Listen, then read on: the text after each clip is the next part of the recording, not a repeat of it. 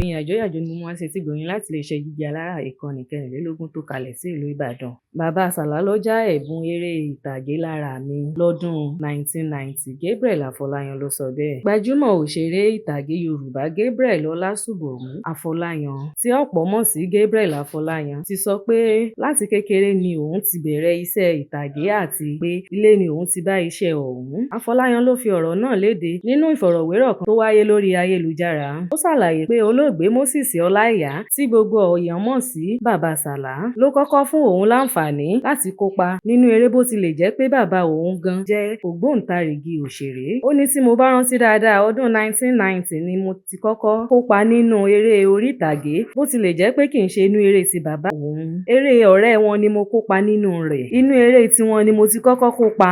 Àwọn ni wọ́n já ọ̀rá lára ẹ̀bùn tó sọ mí di ohun tí mo dà lónìí yìí. Nígbà tí ó di ọdún 2023, Afọláyan ṣalábàápàdé Ògìdán Tádé, tó jẹ́ àgbà ọ̀jẹ̀ nínú iṣẹ́ olùdarí eré. Gẹ́gẹ́ bí ohun tó sọ, àsìkò tó bá Tádé Ògìdán ṣiṣẹ́ ní ìràwọ̀ rẹ̀ ṣẹ̀ṣẹ̀ bẹ̀rẹ̀ sí ní tàn gẹ́gẹ́ bí òṣèré lẹ́yìn tó kópa nínú eré Madam the Rest. Afọláyan sọ pé iṣẹ́ orí ìtàgé jẹ́ iṣẹ́ tó rọrùn fún òun àtàwọn mọ̀lẹ́bí òun 5 ni tó ń ṣe iṣẹ́ náà. Àmọ́ ó ṣàlàyé pé ohun tí àwọn èèyàn ńlá kò ní iṣẹ́ ilé tí kò sì pa àwọn lára. Pẹ̀lú ẹ̀bùn yìí náà, Afọláyan tún kọ orin yàtọ̀ sí ìtàgé tó yàn láàyò. Ó ṣàlàyé pé a ti ṣe orin rẹpẹtẹ o. A ti ṣe àwọn orin bíi 2. A dẹ̀ tún ti ṣe èyí tí àwọn olóyìnbó máa ń pè ní EP tí orin bẹ̀ kì í pọ̀. Ọdún 2011 ni mo gbé orin Kòkòrò Ìfẹ́ jáde tí gbogbo ayé fẹ́ràn rẹ̀ lẹ́yìn àṣẹ Awẹ́lẹ́wà. Ó ṣàlàyé pé òun ti gbé onírúurú orin jáde o. Òun yóò sì tún gbé orin míì jáde láìpẹ́. Afọláyan parí ọ̀rọ̀ rẹ̀ pé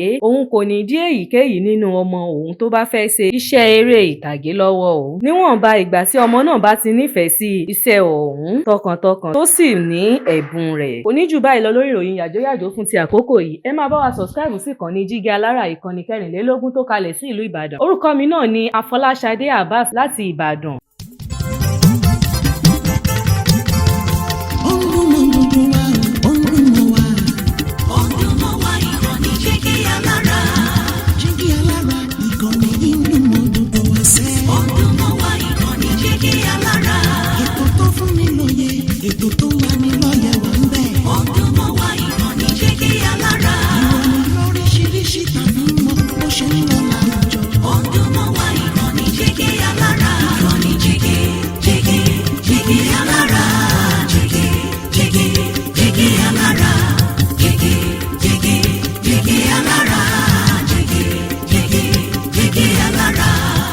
Ìkànnì Jíjí Alára 24, bàbá gbogbo.